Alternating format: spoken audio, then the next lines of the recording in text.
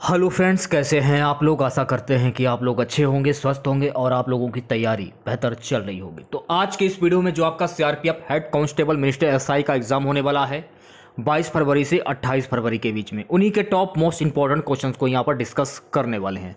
तो वीडियो काफ़ी इंपॉर्टेंट है आप लोगों के लिए, तो इस वीडियो को पूरा ज़रूर देखिए। वीडियो अच्छा लगे तो प्लीज़ वीडियो को लाइक और शेयर ज़रूर करें। जिन बच्चों ने चैनल को सब्सक्राइब नहीं किया है तो प्लीज़ चैनल को सब्सक्राइब करके नोटिफिकेशन बेल ऑन करना ना भूलें। तो चलिए स्टार्ट करते हैं आज का वीडियो। खुद से प्रयास कीजिएगा इन सभी क्वेश्चन के आंसर देने का। 2 से 3 सेकंड के बाद मैं आंसर क्लियर कर दूंगा। तो आज के सेशन में पहला क्वेश्चन, कामायनी के रचनाकार कौन है? जयशंकर प्रसाद, पंत, निराला, महादेवी वर्मा। गाइस, कामायनी के रचनाकार हैं जयशंकर प्रसाद। महत्वपूर्ण फैक्ट जान लीजिए, कामायनी हिंदी भाषा का एक महाकाव्य है जो जयशंकर प्रसाद के द्वारा लिखा गया है। यह आधुनिक छायावादी युग का सर्वोत्तम और प्रतिनिधि हिंदी महाकाव्य माना जाता है। प्रसाद जी की यह अंतिम काव्य रचना 1936 ईस्वी में प्रकाशित हुई थी। इसमें 15 सर्ग हैं, यह भी आपको ध्यान में रखना है। अगला क्वेश्चन देखिएगा। अगला क्वेश्चन है गाइस कि पानी पानी होना का क्या अर्थ होता है? अत्यंत लज्जित होना, बाढ़ में घिर जाना, अत्यधिक प्रसन्न होना, दुखी होना। पानी पानी होना का क्या अर्थ होता है? तो ए ऑप्शन करेक्ट हो जाएगा, अत्यंत लज्जित होना। अगर ऑप्शन में बहुत शर्मिंदा होना अगर ये दिया जाए तो आप उस पर भी टिक कर सकते हैं। नेक्स्ट क्वेश्चन देखिएगा। दया सागर किस प्रकार का छंद है? ऋण, यौगिक, योग ऋण, आक्रमक। दया सागर किस प्रकार का छंद है? बी ऑप्शन करेक्ट हो जाएगा, यौगिक। नेक्स्ट क्वेश्चन है गाइस कि कल्पना से अधिक के लिए एक शब्द क्या है? काल्पनिक, अकाल्पनिक, कल्पनातीत, कल्पित। कल्पना से अधिक के लिए एक शब्द क्या है? सी ऑप्शन करेक्ट हो जाएगा, कल्पनातीत। अगला क्वेश्चन देखेगा। निम्नलिखित में से कौन सा शब्द अप उपसर्ग से निर्मित नहीं है? क्वेश्चन में क्या पूछा जा रहा है? अप उपसर्ग से निर्मित नहीं है, ऐसा कौन सा उपसर्ग है? अब देख सकते हैं आप लोग कि अपवाद, इसमें भी अप है, अधिगम लेकिन इसमें नहीं है। अपकृति, अपक्रम, अप, लेकिन अधिगम में अप से निर्मित शब्द नहीं है, तो ऑप्शन वी करेक्ट हो जाएगा। 56 क्वेश्चन देखेगा। अगला क्वेश्चन है गाइस कि निम्नलिखित में से किसकी वर्तनी शुद्ध है? 4 ऑप्शन आपके सामने दिए गए हैं, आंसर हो जाएगा ऑप्शन डी, अनुग्रहित। अगला क्वेश्चन देखेगा। ब्रजभाषा हिंदी की किस उपभाषा की प्रसिद्ध बोली है? पूर्वी हिंदी, पश्चिमी Hindi, Pahari Hindi, Bihari Hindi. Option B correct हो जाएगा, पश्चिमी हिंदी। ब्रजभाषा के बारे में कुछ महत्वपूर्ण चीज़ें हैं, उन्हें जान लीजिए। ब्रजभाषा एक क्षेत्रीय ग्रामीण भाषा है जो पश्चिमी उत्तर प्रदेश एवं उत्तराखंड में बोली जाती है। इसके अलावा यह भाषा हरियाणा, राजस्थान और मध्य प्रदेश के कुछ जनपदों में भी बोली जाती है। अन्य भारतीय भाषाओं की तरह से संस्कृत से जन्मी है। इस भाषा में प्रचुर मात्रा में साहित्य उपलब्ध है। भारतीय भक्ति काल में यह भाषा प्रमुख रही। सो गाइस, अगला क्वेश्चन देखेगा। अगला क्वेश्चन है गाइस कि अन्नाभाव किस प्रकार का समास है? तत्पुरुष, अव्ययभाव, कर्मधार, द्वंद्व। अन्नाभाव किस प्रकार का समास है? तो सही जवाब हो जाएगा ऑप्शन ए। देखिए, अन्न धन अभाव, तो अन्न, अन्ना जो है आपका अन्न, इसको हो जाएगा अन्न, और अभाव तो अन्न प्लस अभाव, तो बीच में दे सकते हैं आप लोग। बीच में छूटा हुआ शब्द है, यानी कि अलग, अन्ना भाव, तो अन्ना अलग हो जाएगा, भाव अलग हो जाएगा। अन्ना का भाव यानी कर्ता ने कर्म को, यह आपको ध्यान रखना है, ठीक है। ऑप्शन में करेक्ट हो जाएगा। अगला क्वेश्चन देखेगा। पंचवटी किस समास का उदाहरण है? कर्मधार, बहुप्रिय, द्वंद्व, द्विगु। जब किसी वाक्य में संख्यावाचक शब्द आ जाता है, जैसे कि पंचवटी, चौराहा, चार राहों का समूह, पंचवटी, पंच यानी कि 5, द्विगु समास हो जाएगा। जहां पर योजक चिन्ह आ जाए वहां पर आपका द्वंद्व समास हो जाता है। बहुप्रिय समास की अगर हम बात करें, जब किसी वाक्य में किसी प्रसिद्ध व्यक्ति या भगवान के नाम आ जाए वहां पर बहुप्रिय समास हो जाता है। निष्फल किस प्रकार की संधि है? बताइएगा। निष्फल, जब आप इसे तोड़ेंगे तो नी धन फल हो जाएगा ना, तो देख रहे हैं आप, इस प्रकार से विसर्ग संधि हो जाएगी। ऑप्शन वी करेक्ट हो जाएगा। आरोह शब्द का विलोम शब्द क्या होगा या विपरीत अर्थ शब्द क्या होगा? ए ऑप्शन करेक्ट हो जाएगा, अवरोह।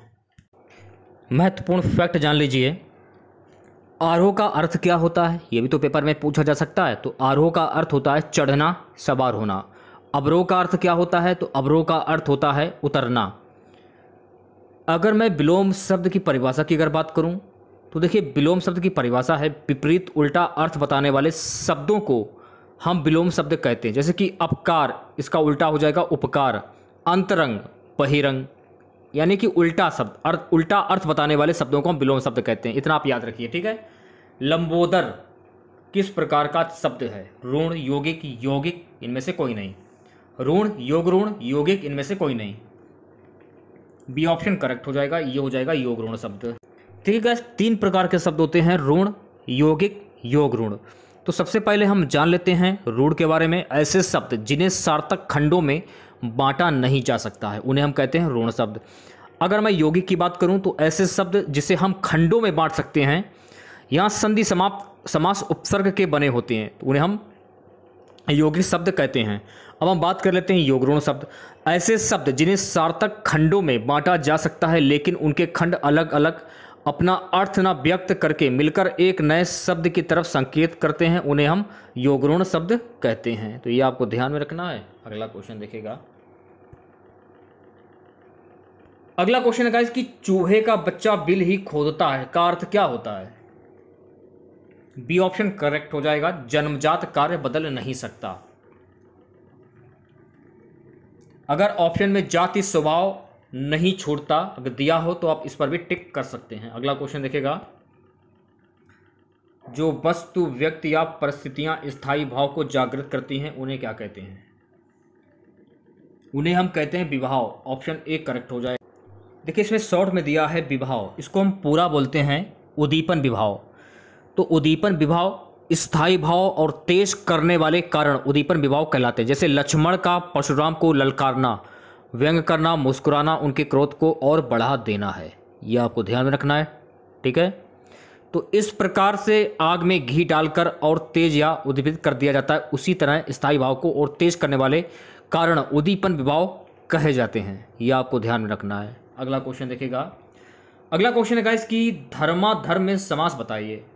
अब देख सकते हैं आप लोगों ने कुछ ऐसे भी समास देखे होंगे कि मैंने आप लोगों को बताया था कि संख्यावाचक भी हो सकता है। अगर बीच में जैसे कि धर्माधर्म, तो धर्मा और धर्म या अधर्म, इसको ऐसे बोल सकते हैं आप लोग।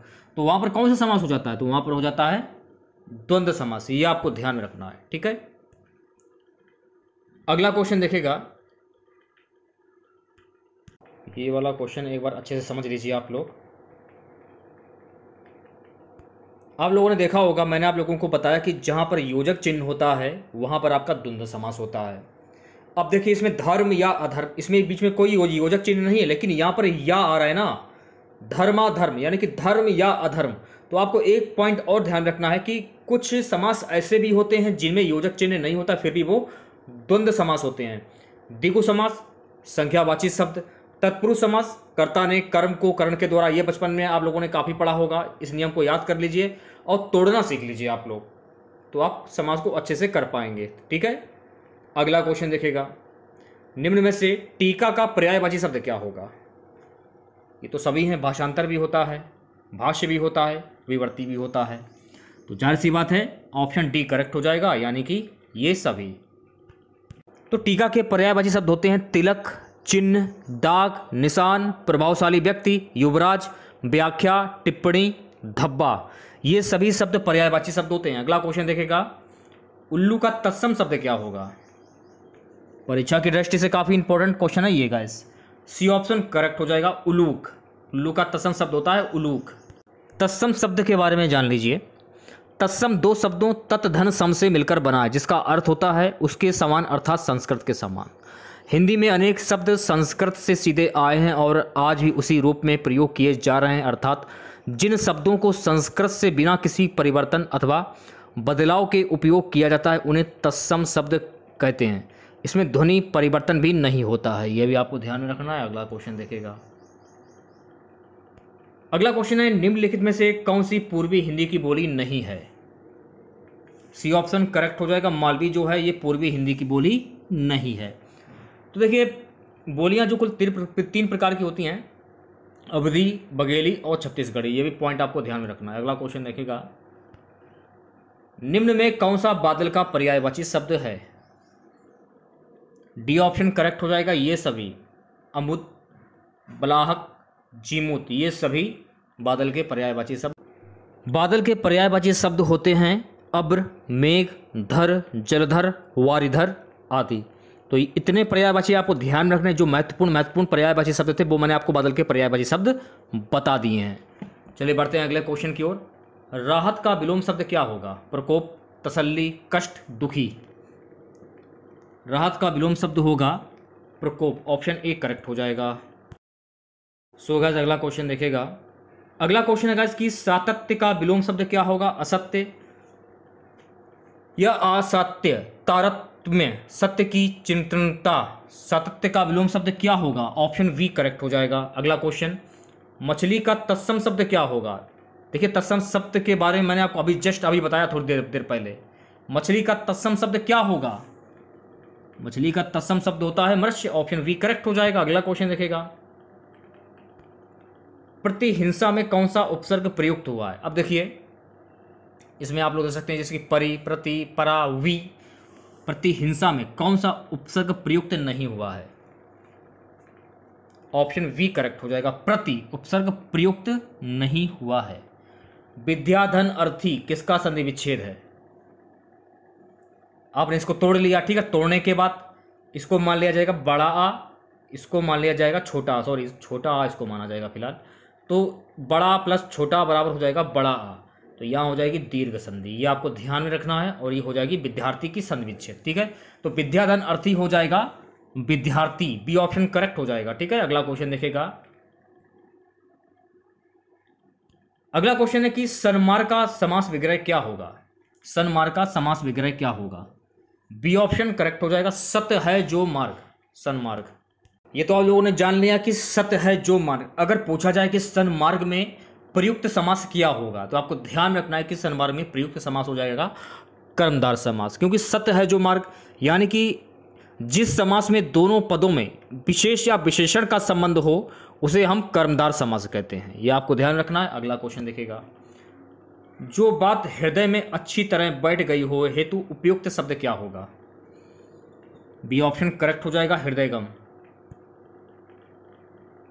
अगला क्वेश्चन, हाथ मलना मुहावरे का सही अर्थ क्या होता है? पश्चाताप करना, हाथ में दर्द होना, लाभ होना, हानि होना। ये ऑप्शन करेक्ट हो जाएगा, पश्चाताप करना। हाथ मलना मुहावरे का सही अर्थ क्या होता है? पश्चाताप करना।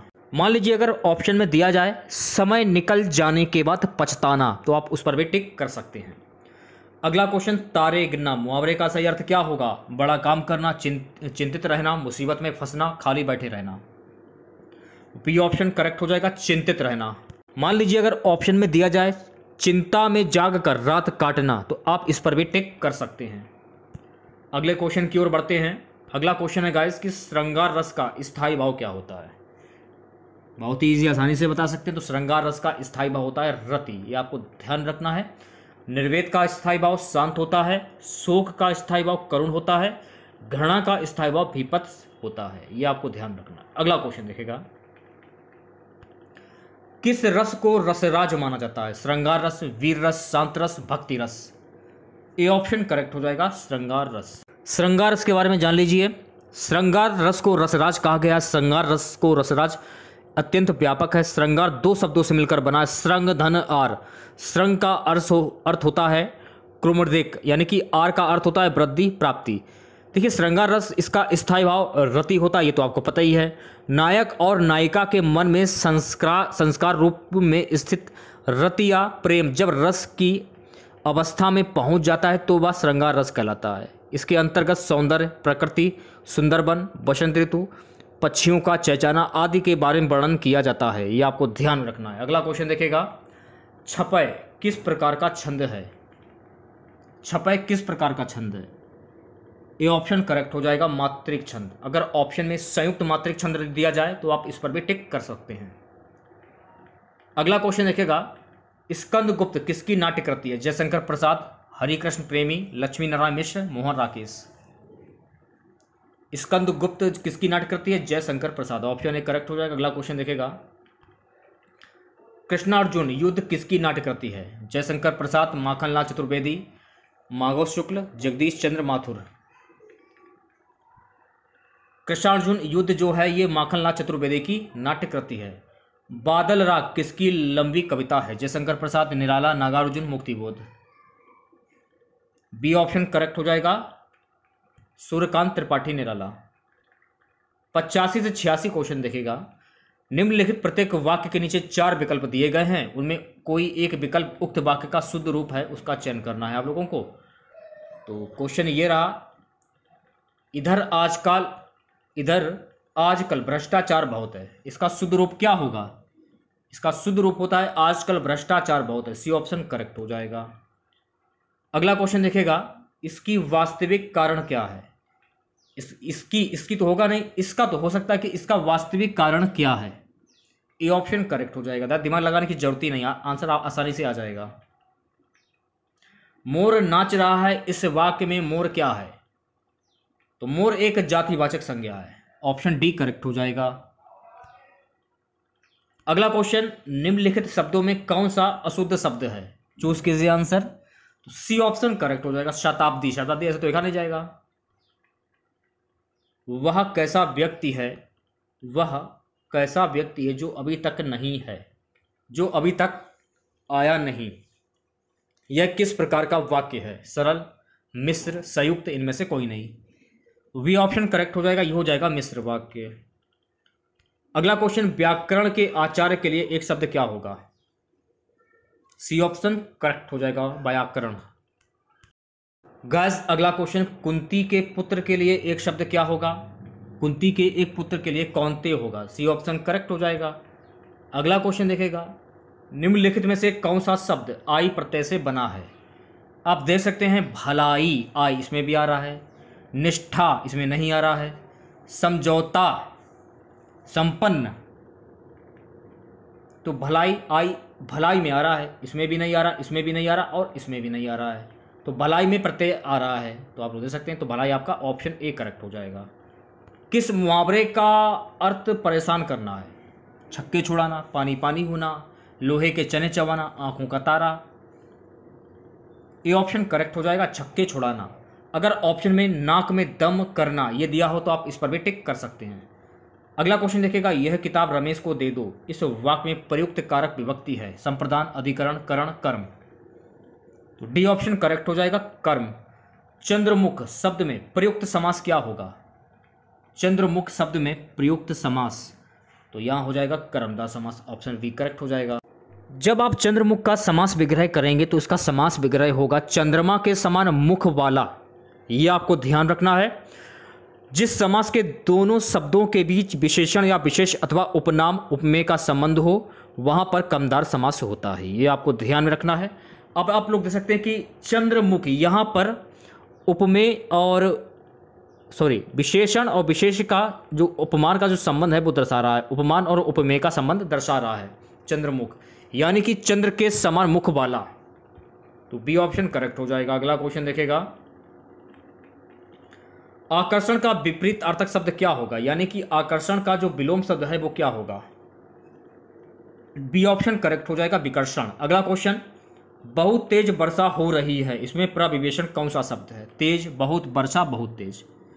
तो बी ऑप्शन करेक्ट हो जाएगा, बहुत। मध्यकाल में काव्य भाषा के रूप में सर्वाधिक प्रचलित बोली थी ब्रज भाषा। सी ऑप्शन करेक्ट हो जाएगा। अगले क्वेश्चन की ओर बढ़ते हैं। धा से धनुष का उच्चारण स्थान क्या है? धा का उच्चारण स्थान, डी ऑप्शन करेक्ट हो जाएगा, दंतस्थ। आज का हमारा सबसे लास्ट क्वेश्चन रहेगा, कुछ लड़कियां आ रही हैं, इस वाक्य में कौन सा विशेषण है? तो इसमें हो जाएगा संख्यावाचक विशेषण। कुछ लड़कियां आ रही हैं, कोई क्लियर नहीं है कि कितनी लड़कियां आ रही हैं, तो संख्यावाचक भी नहीं हो सकता है। तो इस क्वेश्चन थोड़ा सा हमें डाउट लग रहा है, आपके हिसाब से क्या आंसर होना चाहिए? तो परिमाणवाचक हो सकता है या संख्यावाचक हो सकता है, दो हो सकते हैं, लेकिन इस क्वेश्चन में हमें थोड़ा सा डाउट है, तो आंसर आप कमेंट बॉक्स में जरूर दीजिएगा। तो छोटा सा वीडियो था आप लोगों के लिए। वीडियो अच्छा लगा हो तो प्लीज़ वीडियो को लाइक और शेयर ज़रूर करें। जो भी नए बच्चे हैं, जिन बच्चों ने चैनल को सब्सक्राइब नहीं किया तो प्लीज़ चैनल को सब्सक्राइब करके नोटिफिकेशन बेल ऑन करना ना भूलें। तो मिलते हैं नेक्स्ट वीडियो के साथ। जय हिंद, जय भारत।